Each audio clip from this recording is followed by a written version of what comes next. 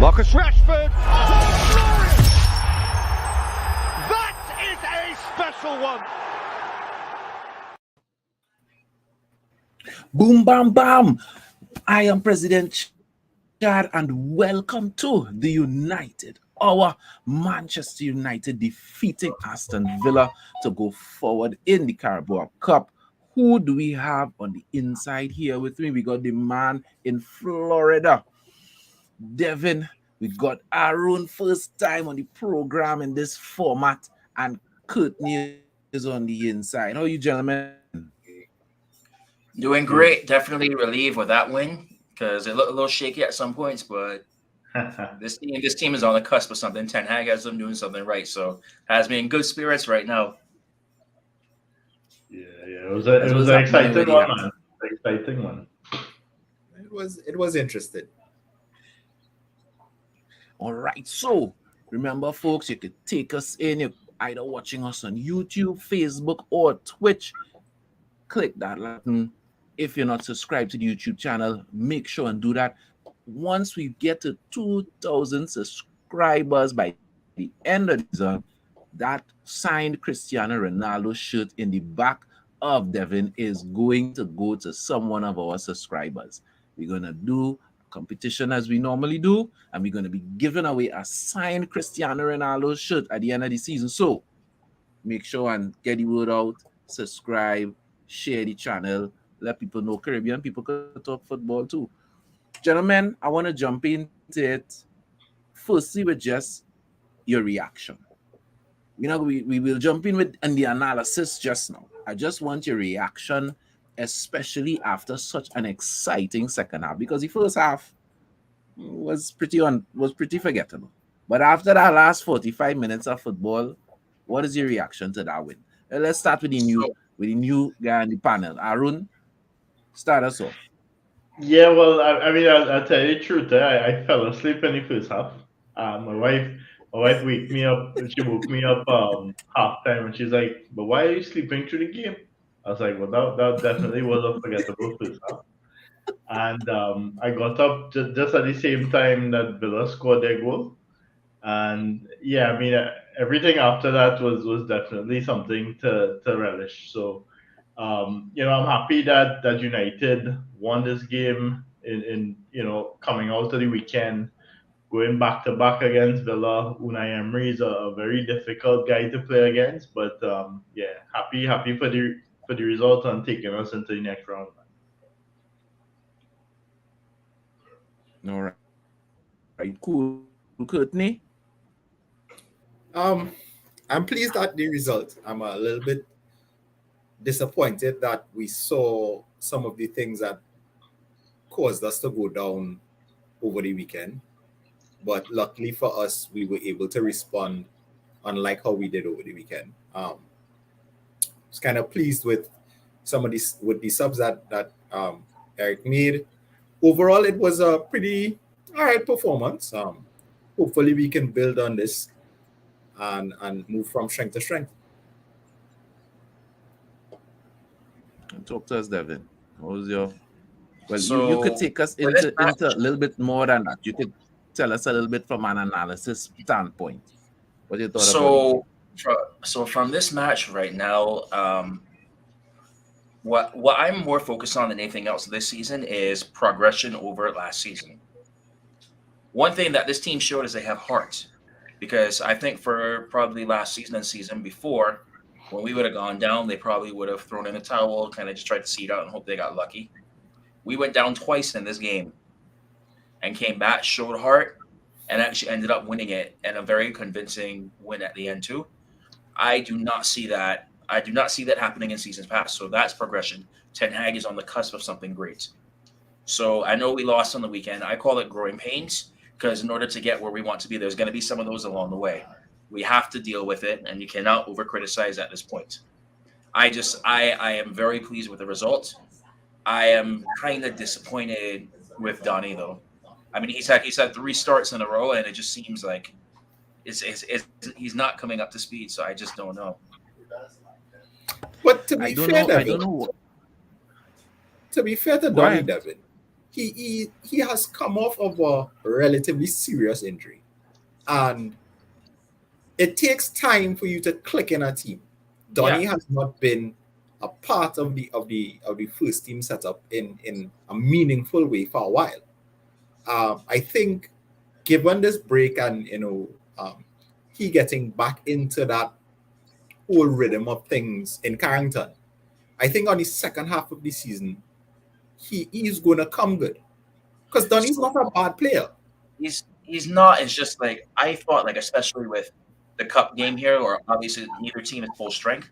This would have been the perfect match for him to start to show his qualities. We saw a little bit of it in the first half, but the second half, it seemed like he just kind of went a little silent. And so, like when you're playing like not against their full strength side, this is a game that I thought should have been the confidence boost for him. Alongside with him playing alongside of Bruno as well, I thought, okay, yeah, this will be a great opportunity for him to step up. Yeah, but you gotta remember something, huh? He also was having confidence issues. So this is a slow build back of his confidence. Because in the first half, you saw the 1-2s, you saw the play and move. There was one where he had a breakaway down the right as side, much as I agree, and he stopped. You actually saw him. He reached the defender, and he stopped. And I was like, Donny, take on the man. But it's a mental thing. So if he could cross that mental barrier, I think he will come good. He may not be a starter, but he would be certainly a great player coming off the bench. As much as I agree with what Courtney is saying, Go ahead. the challenge with Donny is that you have to take your chances.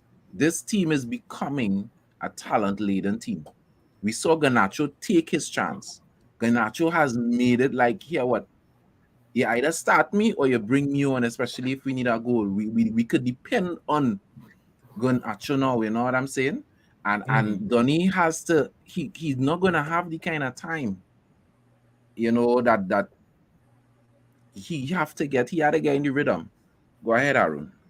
Yeah, I think the World Cup break is coming at a good time for Donny as well, because that break will, everybody will forget these last two games that Donny had, and really didn't make an impact. But it's good that Ten Hag is showing some faith in him. I think he with Donny at Ajax while Ten Hag was there, he was a valuable player for Ten Hag. So it's important that Ten Hag continues to show faith in him. I think during the December fixtures, Donny could feature as well with some players coming back from the World Cup.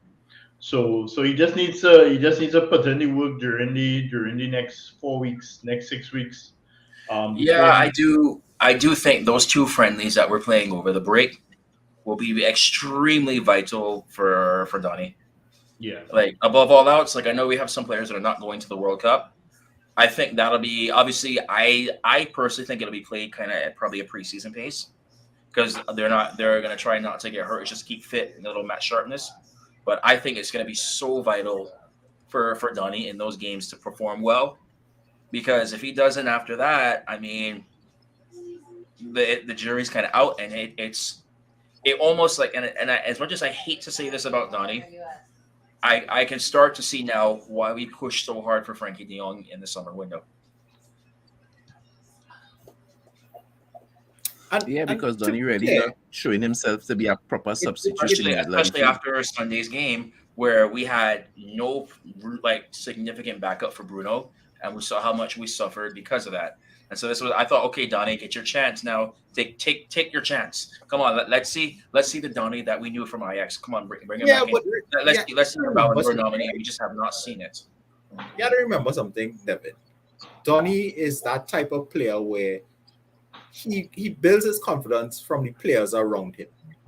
He isn't that natural leader like a Bruno or a Ericsson. He's more in the mold of,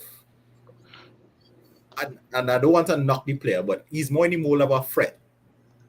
If the players around him are having good games, you will see his talent shine through. Yeah, man, get your hat, boy. Zahir, yes, love to see it. That's why we won today, because now we got double luck. That's exactly why we won. The cool cat in the hat. I know you're watching somewhere, so you better comment on this. All right. All right. And if it is that the players around him are not feeding him the ball and not giving him that confidence, he's gonna go back into his shell. He's not that leader. You will never see. He's not the type of leader, the type of player that you will naturally give that armband to. So he's the type of player that will take the game by the scruff of the neck and grind something out. So we're gonna have to give him time. It's unfortunate. I would really like him to become. Mm-hmm.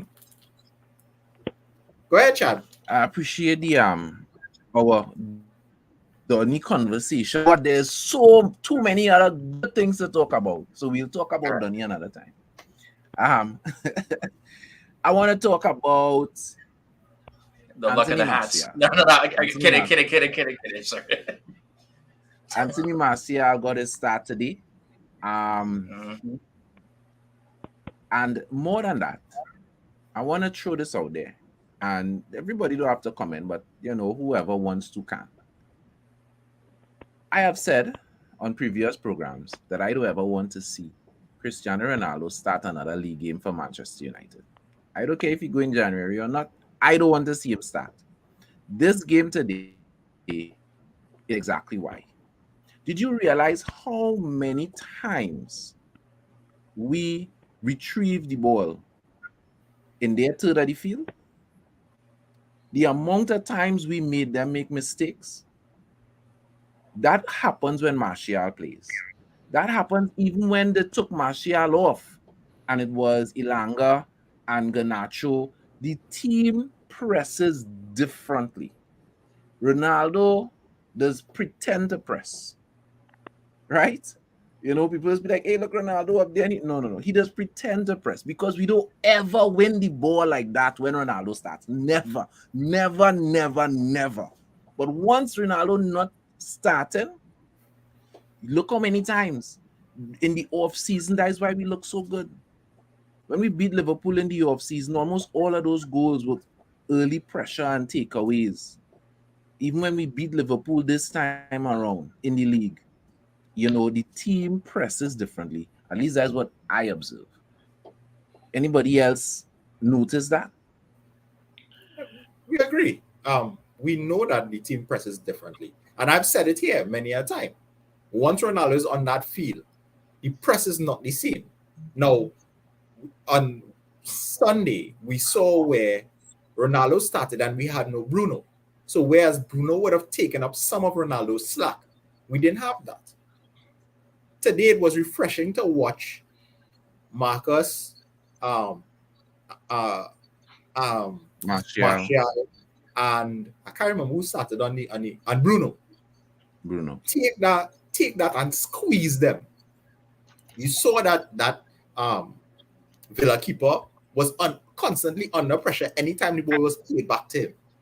There was one where he almost, I think it was Garnacho or probably Bruno, was a smidgen away, taking that ball and embarrassing him.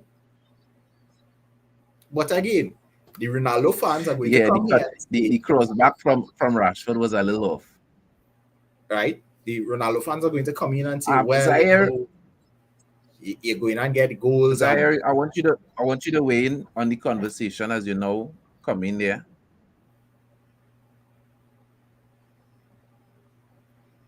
I think we lost Zaire now. No. We see him moving a little bit. Yeah. I think Zaire might be suffering from the same challenge I am suffering with. I don't know if it's the weather, but my internet is giving me some issues today. No, I'm here. Just Chad's connection break.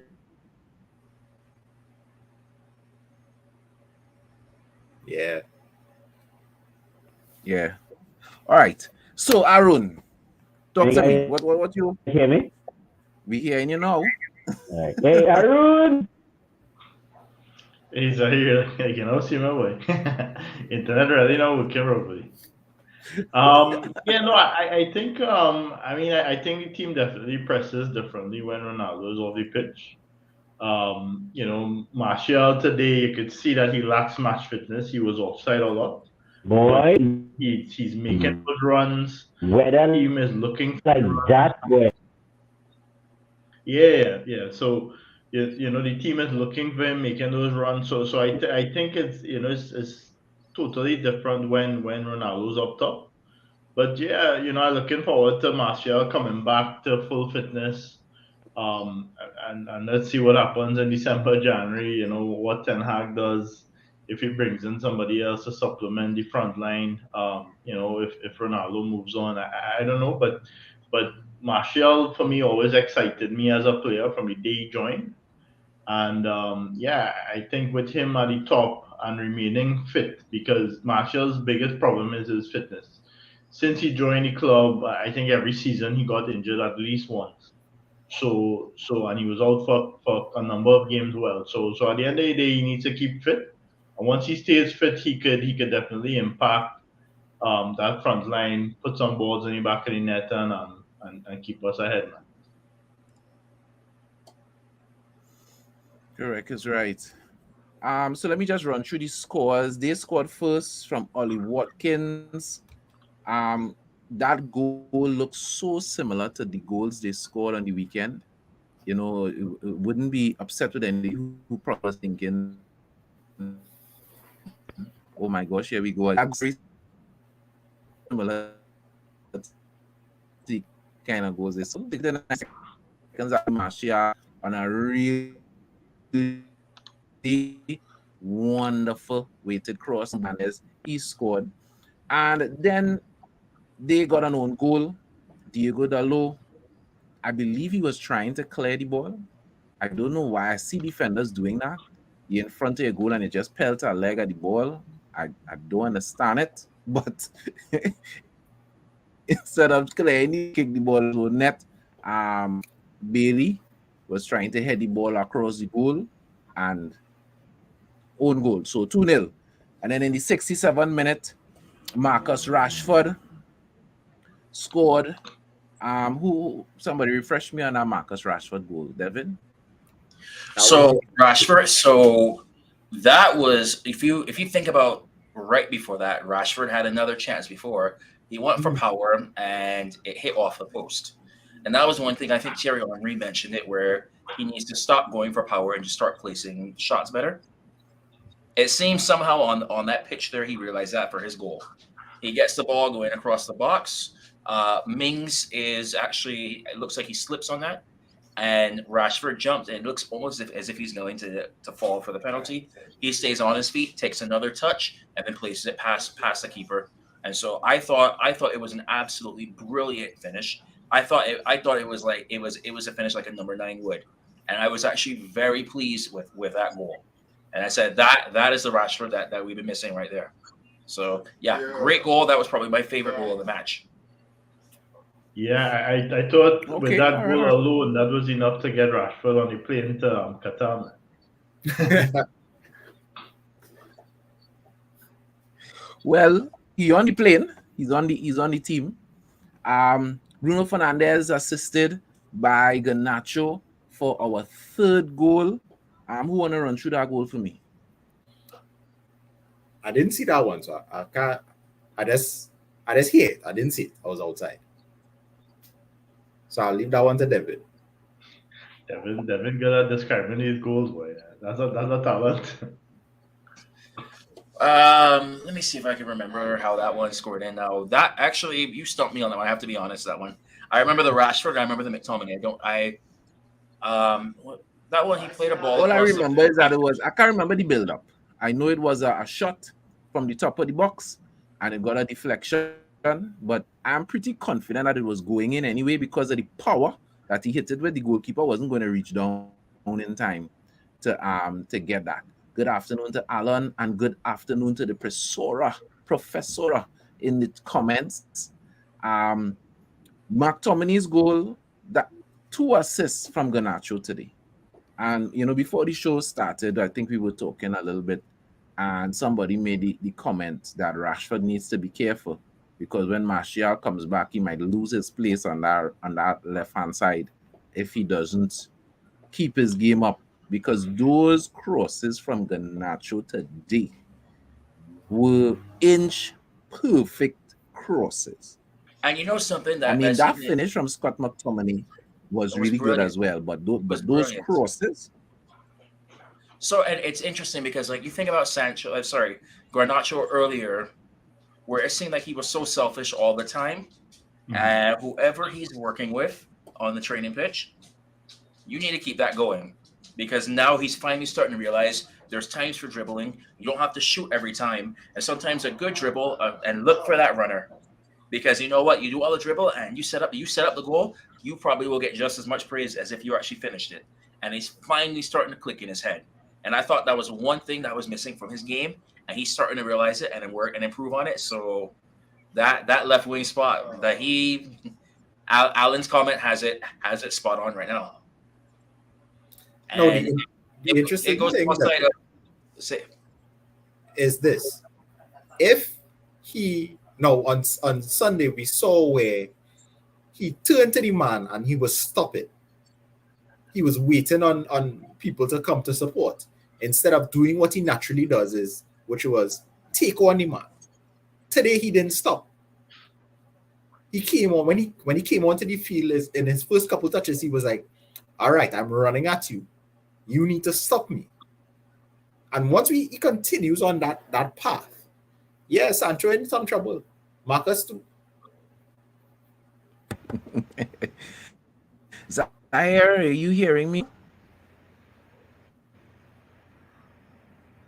I think there's a delay when we're dealing with Zaire, boy.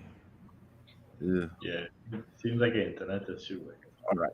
So I wanted the other thing that I wanted to ask you all about was your man of the match. Who I mean your personal man of the match. Who did you feel was the man of the match today? Oh yes. I'm sorry. We're gonna get to that and remember that. Aaron, did you observe that Martinez is clearly in Bailey's head? When he was over Bailey fell. I don't think it was a foul, but the referee blew and Bailey looked up and realized was Martinez I'm over him and he stamped out. hearing, I'm hearing everyone. The problem is the Well, Zahir Green here, and I told him you're breaking up real bad. You're moving like you're on yeah, dial. and it's not looking good. So Can you all hear me? We're now not hearing you consistently. We'll start to hear you and then you break up and then we'll hear you again.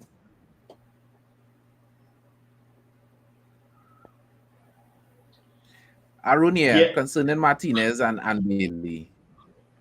Yeah, no, I think for sure. I mean, I saw an article. I think it was earlier today that Bailey was complaining that VAR allowed his couple elbows and his ribs to go by, and when he went to the linesman told him he said he was doing Martinez the same thing, So you can't have it one way and then ask to change it around.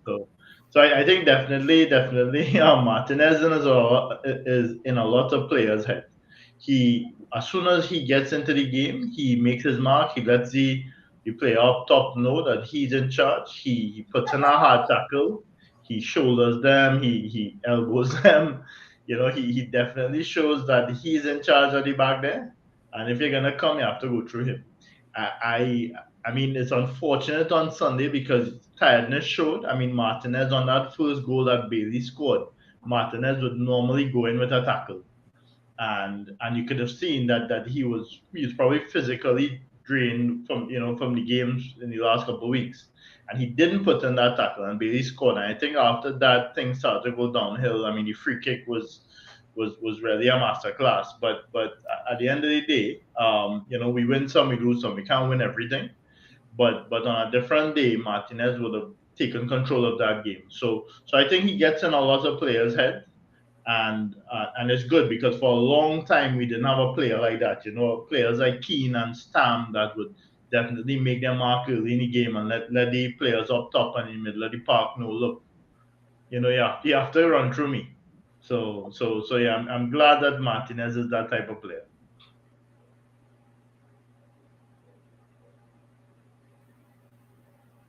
Chad, I think you mute. Oh, sorry. The dog in the back here, I muted my mic by accident. Who was your man of the match? My man, the match, I think Rashford worked really hard. I mean, you can give it to Garnacho because of the assist. But Rashford worked really hard through the game, and I think he deserved the man of the match for me. All right, Courtney. It pains me to say this, but I can't fight the man. I can't continue to fight the man. My man in match actually was Diego Dallo. Outside of that unforced error with the own goal, he had a hell of a game.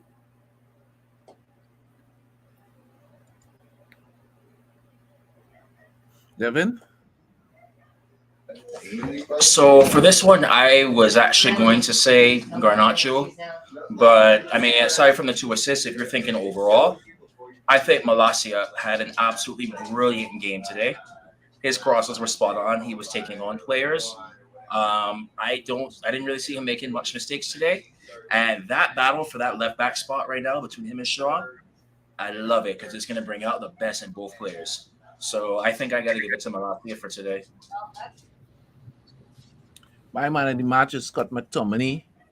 Early on, hitting Young with a nice elbow, saying welcome back to Old Trafford. Not an elbow, sorry, a shoulder charge, telling him welcome back to Old Trafford.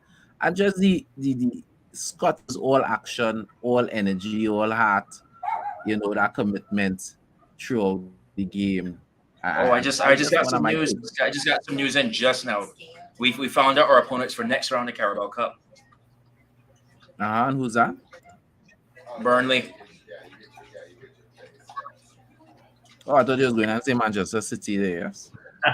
No. Actually, cool. Man City has a great draw as well too. Yeah. Liverpool. Those say less. Yes. So let me read off who everybody has right now. Wolves play Gillingham.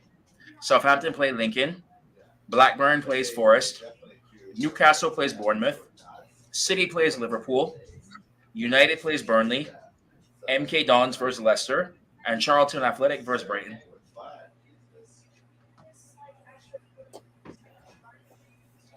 If we could leave one of those big sides until the final, then that would be perfect. I tell you, Brighton scares me. Brighton might pull the upset. Yeah. But I mean, this is a good cup for Ten Hag to just get his hands on and say, look, we got a piece of silverware. It's been 5+ years. I mean, Ole was close on several occasions, but I mean, with all the big guys out, I think it will come down to United and maybe City, and I don't know if City will prioritize this come February. So it's a good opportunity for United to get their hands on some silverware. In the past, yeah, go ahead, Chad. In the past, Pep used to prioritize this competition clearly, but now where I would think his priority is the Champions League, and the league maybe they may not. But even when City play the so-called second string team, they still be so strong. You know what I mean? You can't really count them out. They're so strong regardless.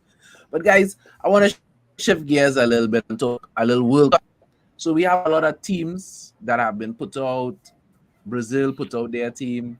England put out their team. Who else? Germany has put out their team.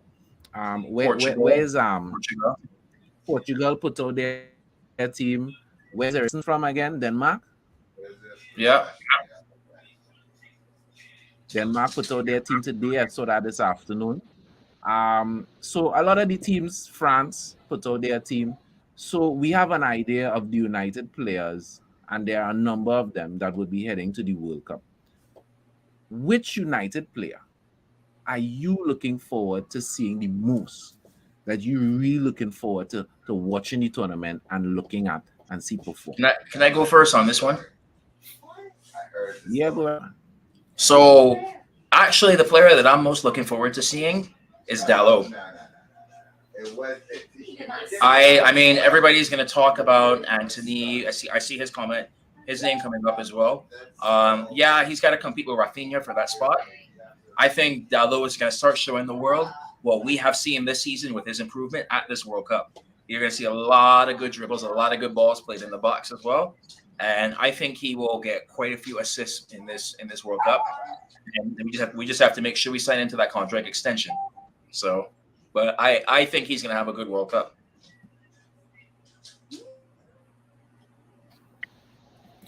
I'm not sure who I really want to see. I'm looking forward to just watching the teams overall.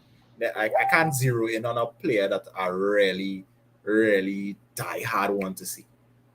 At least not from a United perspective. Yeah. I mean, for me, so I'm a more of a European supporter. So I back apart from all the underdogs, I normally look to France and England to bring the cup. But this time I'm looking forward to see Brazil and Argentina.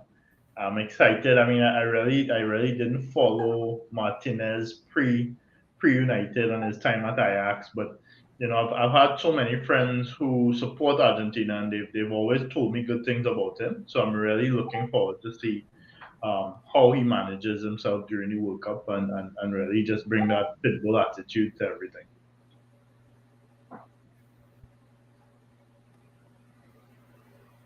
Chad, you're muted. Chad, you're muted. Sorry, guys. Yeah, the person I'm looking forward to see is Cristiano Ronaldo, because I really believe if Cristiano Ronaldo, no, I don't expect him to perform lights out, but I do think he's more than capable of scoring 4 or 5 goals in the World Cup, maybe 5, 6 goals. Well, Chad, non-penalty goals. I feel the FIFA Mafia going and set it up. The La Sura, Messi versus Ronaldo. At some point, that. I would love to see that. But if they're not playing in the final, they will be in that semi-final or the quarters.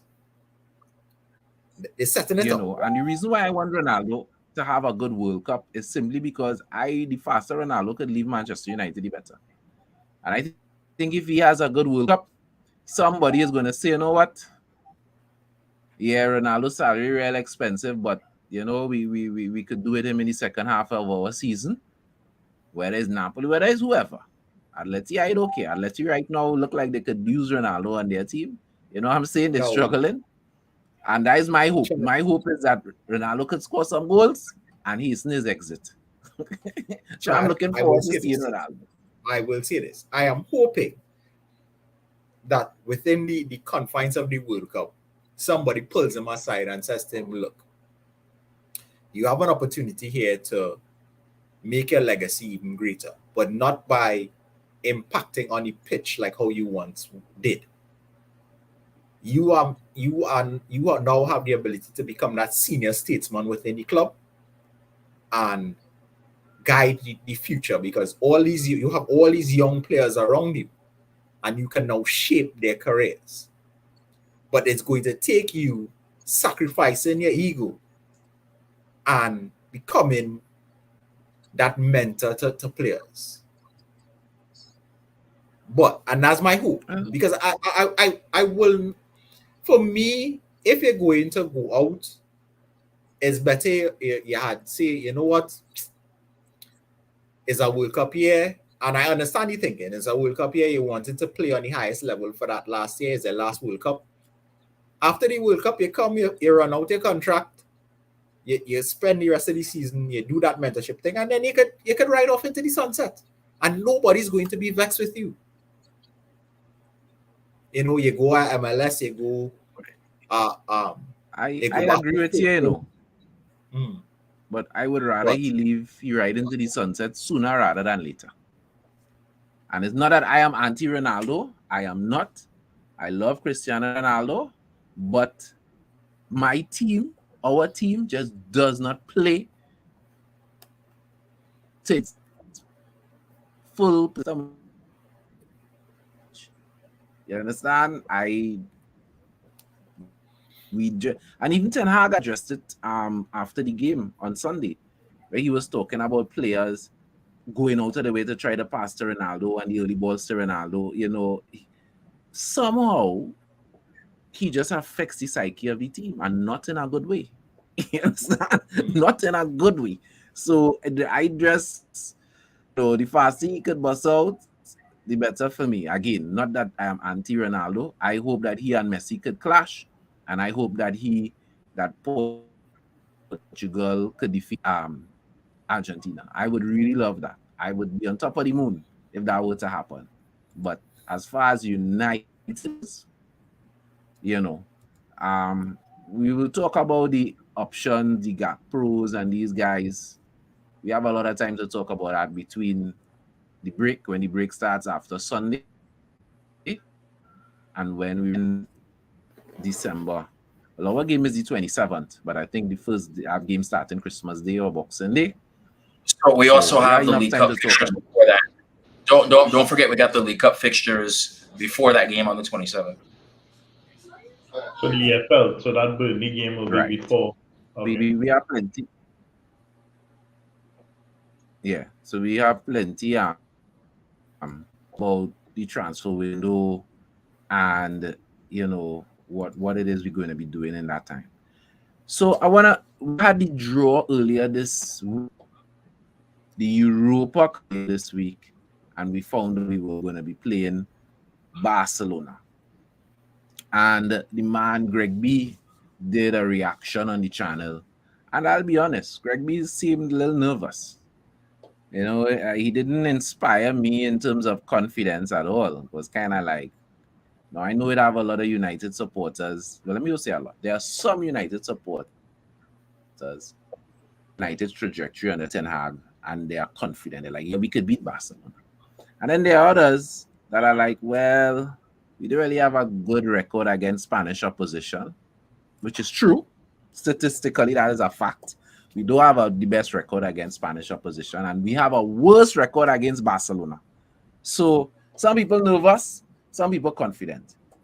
Arun, where you sit on that spectrum? How you feel about that tie against Barcelona? Yeah, Chad, I don't know if you remember when we did this show at 63, I told you when United was going into that draw, bring on the big guns like Juventus and Ajax and Barcelona. I think every time United played Barcelona in the last decade and we lost, Messi was on that team. So this Barcelona is definitely going to bring a different prospect. I think the player to be most concerned about would definitely be Lewandowski. But I think we have a fair shot at beating Barcelona. Actually, I was listening to some of the commentary today, and they were talking about the draw, Barcelona versus United, and they said for both teams it wasn't the best draw because they had the opportunity to go further in the tournament and maybe meet each other in the final. So I think Barcelona will also have some concerns. I mean, most of their squad is going to the World Cup. So after the World Cup, you don't know what's going to happen if they will have any injuries. The fatigue of the World Cup. So I think that February fixture will come at a good time for United.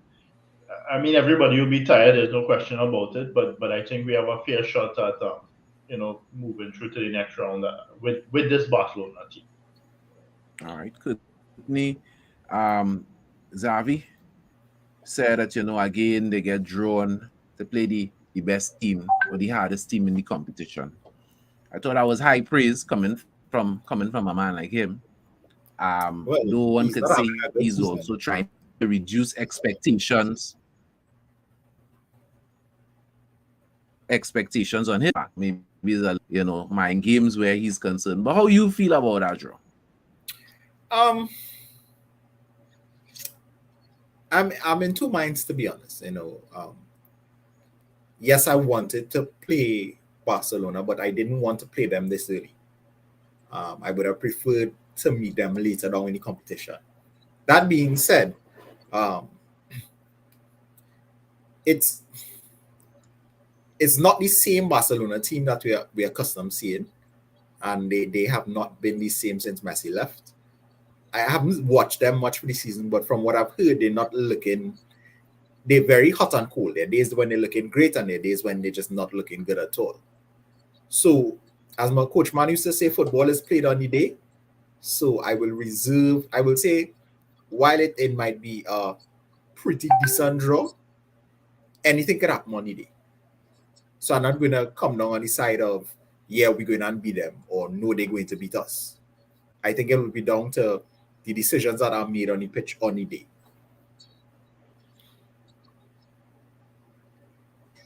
So for me, with this leg, how you feel? yeah, my stance for this one, at the end of the day, you have to play. Everybody has to play somebody at some point.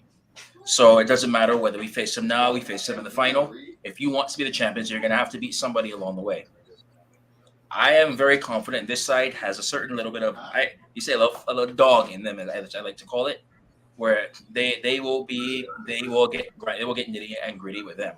Now we all know Barcelona's famous for flopping all over the pitch and whatnot too. My only concern about this playoff is the first leg we're gonna have Martinez out because of yellow card accumulation.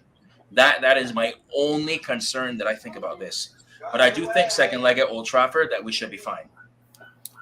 Well, hopefully that even though Martinez is out, we would have a healthy Varane to give us that kind of coverage.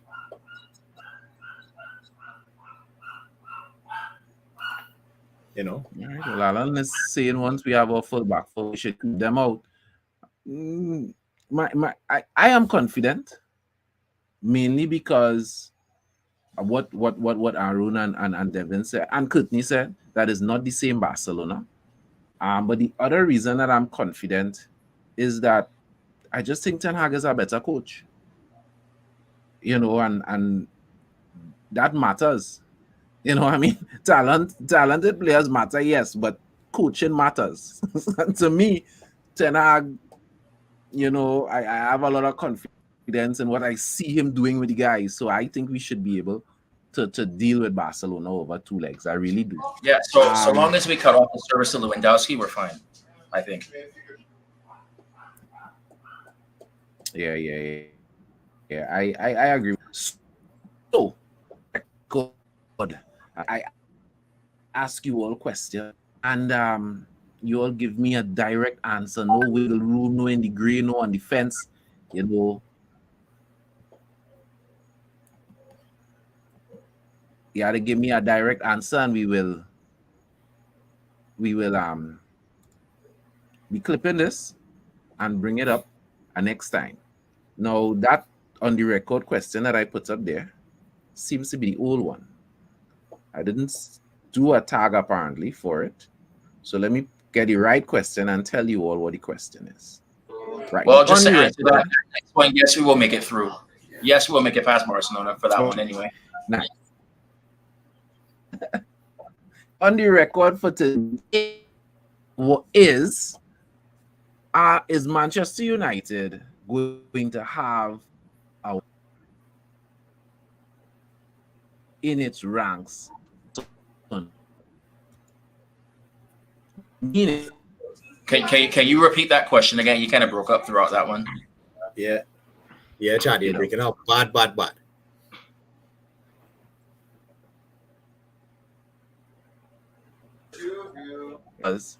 Will Manchester United have a World Cup winner in its ranks come December?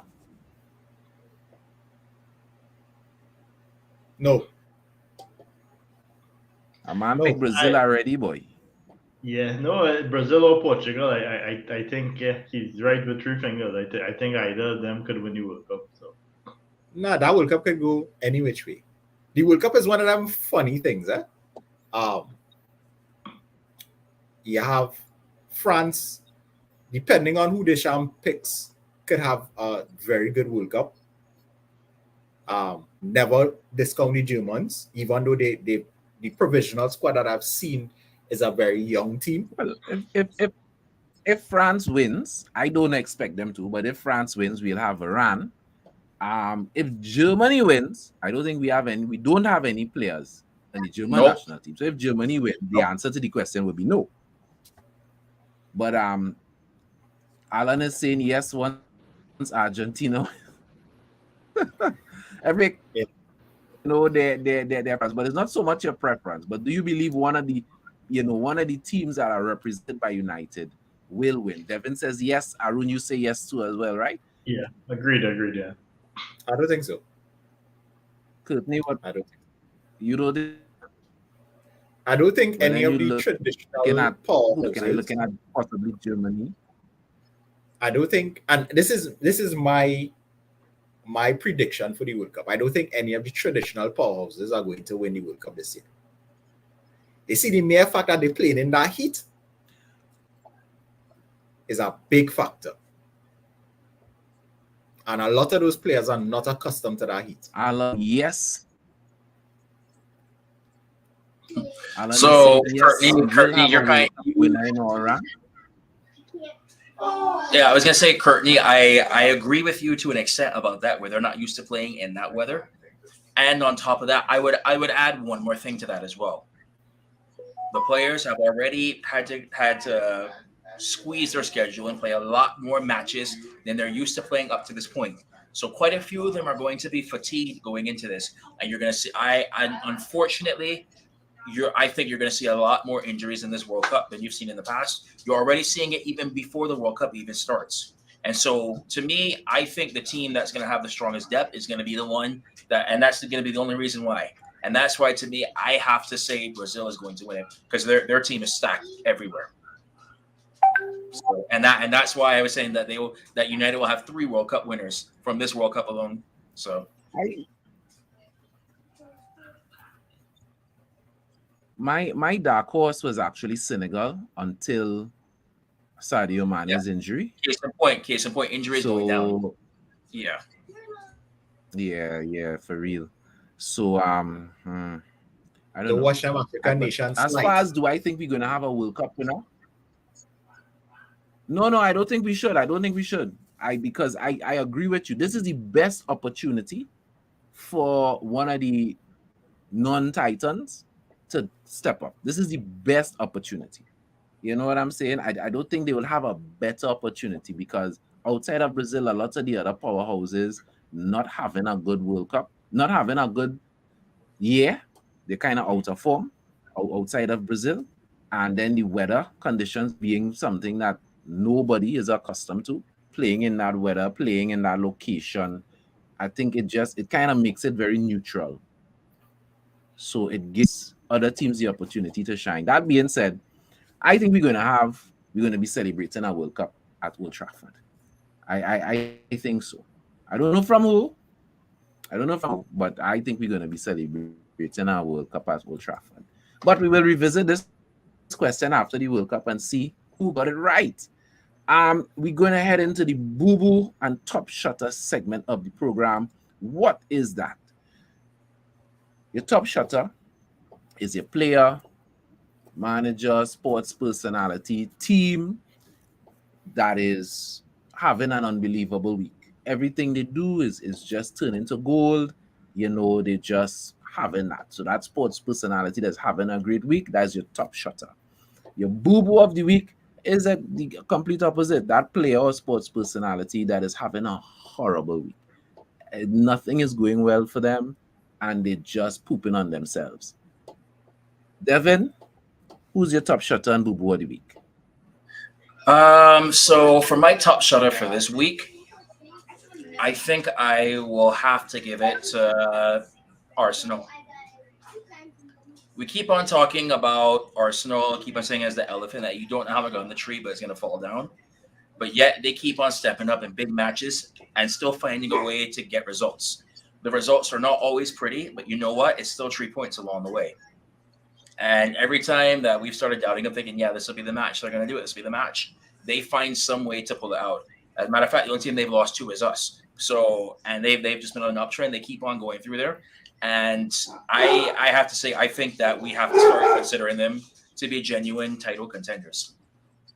My boo-boo man for this week, see, I was between 2, but I think I will have to give it to Gerard Piqué. So you have your last match ever as a professional. You had your great send-off. your last home match right before, in your last match ever, you get sent off as a sub without even making it on the pitch at halftime. I mean, to me, I know for my last match, if I'm gonna get sent off, I better be headbutting somebody. Shout out Zidane. But if you get sent off just for something that without even actually getting on the pitch on your last game, nah, for that one, I think I gotta give people man, especially after everything you went through this year. I agree with that. I agree with that. I like those choices. Who's to go next? I have 3 boo women for this week. The first Anyway, one, carry on. yeah. The first one, Spurs. The second one, let's now. I want to make sure I have them in the right order. Spurs, Arsenal, and finally Jesse Lingard.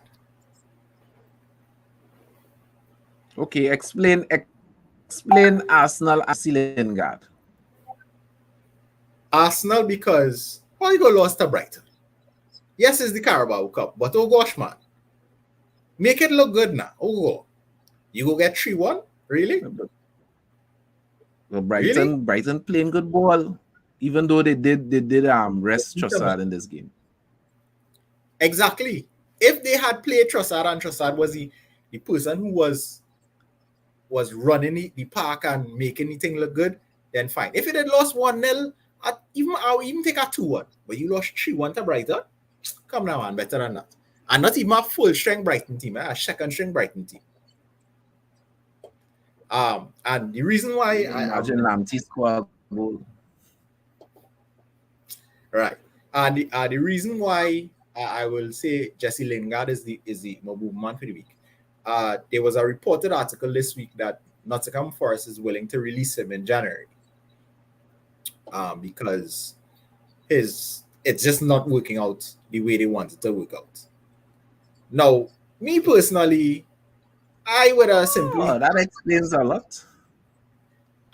Jesse scored yesterday, right? United, signed my contract extension, even though I might have been shining some pine, my money sure. But that's just me. You decided to not renew your contract, become a free agent, go to a team that literally has now been promoted, and I am perfectly sure you had other suitors within the Premier League. You could have gone back to West Ham, Newcastle, yeah.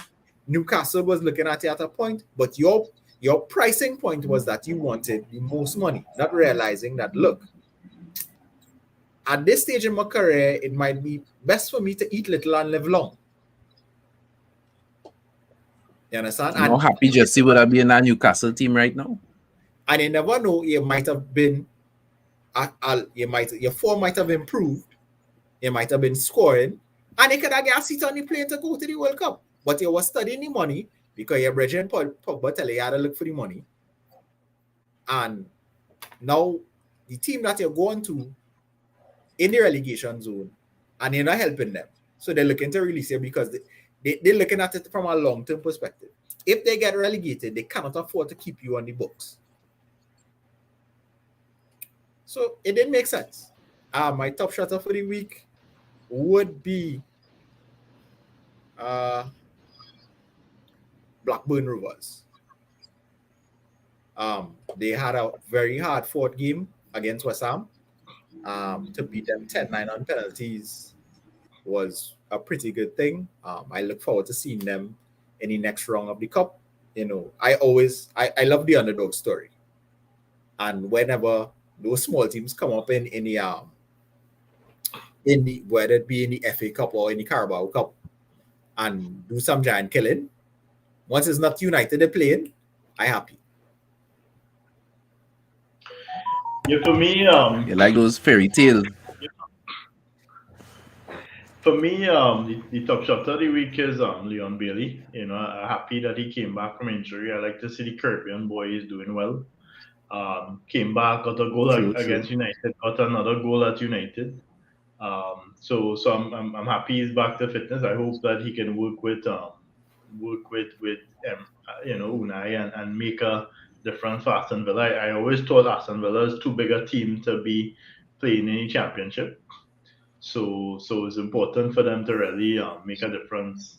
So I think for me, top shotter this week is definitely on Bailey, and the boo boo man for the week is to me is Graham Potter. I think he's having a horrible week. You know, He was my second choice. That was my second choice for Google, man. yeah, and to extend it, I would say Koulibaly yesterday, his game was horrid. You know, the first goal that City scored with the free kick, he didn't jump, and the ball went over his head and scored. Mendy stood rooted to the ground and wondering what the hell was really going on. And then the second goal as well, you know, he was lazy in the tackle, and so for me, it's Potter and Koulibaly for the Boo Boo men this week. Nice, nice. Well, I mean, I guess for Chelsea is unanimous, no, because Chelsea and Graham Potter is my boo boo man as well. You know, the magic has clearly gone. I'm trying to remember the name of the love song when it starts off talking about, you know, what do you do when the magic has faded away? You know, and clearly Potter's magic is gone. And you know, we had to see exactly what is going to transpire.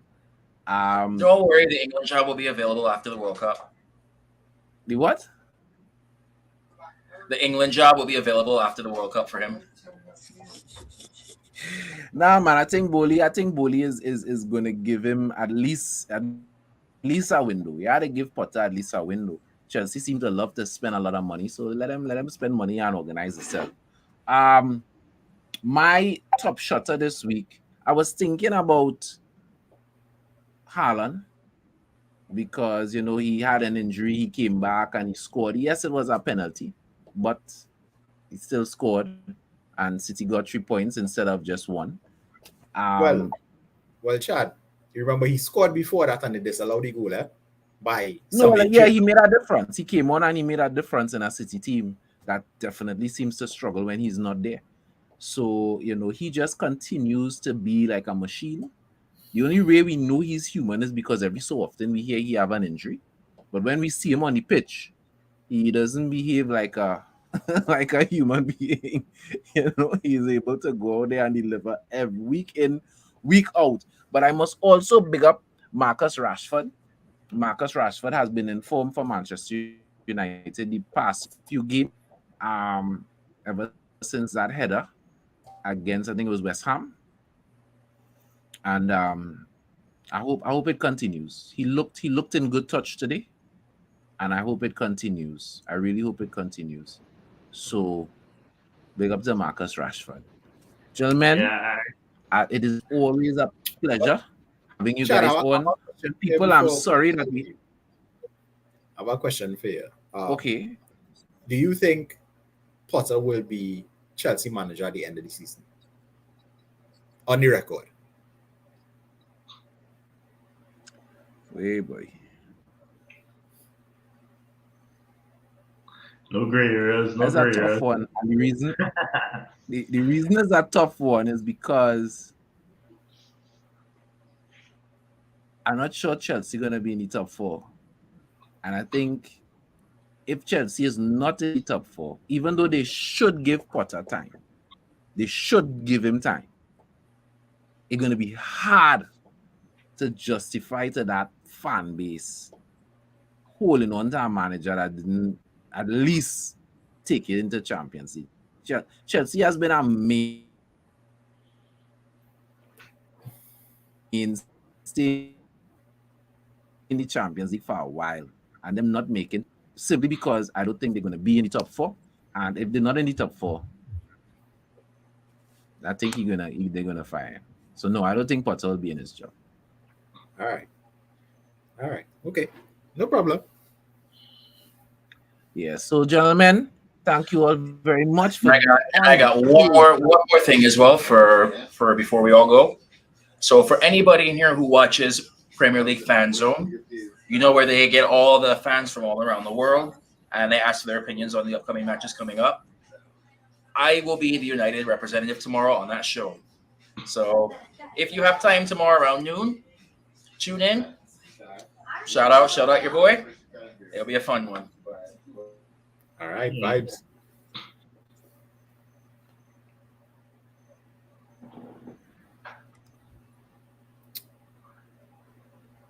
We lost Devin?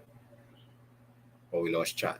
No, I think we lost Chad. Yeah. Yeah. So yeah, Chad's gone, but guys, it's been an absolute pleasure. Thank you so much for your evening. Like you said, like, subscribe, share. This is the United Hour.